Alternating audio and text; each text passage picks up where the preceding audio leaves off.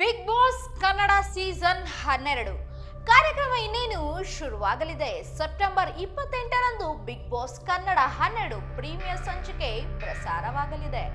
ಈ ಬಾರಿ ಯಾರೆಲ್ಲ ಬಿಗ್ ಬಾಸ್ ಮನೆಗೆ ಹೋಗಬಹುದು ಎಂಬ ಕುತೂಹಲ ನಿರೀಕ್ಷೆ ಸಹಜವಾಗಿ ಎಲ್ಲರಲ್ಲೂ ಇದ್ದೇ ಇದೆ. ಸೋಷಿಯಲ್ ಮೀಡಿಯಾದಲ್ಲಿ ಸಹ ಸ್ಪೆಕ್ಯುಲೇಷನ್ ಹೆಚ್ಚಾಗಿದೆ. ಸಾಮಾಜಿಕ ಜಾಲತಾಣಗಳಲ್ಲಿ ಈಗಾಗಲೇ ಹಲವು ಸಂಭಾವ್ಯ ಪಟ್ಟಿಗಳು ವೈರಲ್ ಆಗಿವೆ.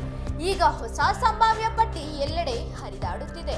ಆ ಪಟ್ಟಿಯಲ್ಲಿರುವ ಸ್ಪರ್ಧಿಗಳು ಬಿಗ್ ಬಾಸ್ ಮನೆಗೆ ಹೋಗೋದು 100% ಕನ್ಫರ್ಮ್ ಅಂತಾನೆ ಹೇಳಲಾಗ್ತಿದೆ.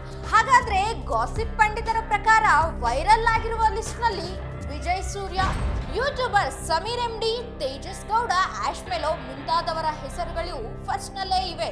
ಇವರೆಲ್ಲ ಬಿಗ್ ಬಾಸ್ ಮನೆಗೆ ಬರೋದು ಕನ್ಫರ್ಮ್ ಅಂತಾನೆ ಹೇಳಲಾಗ್ತಿದೆ.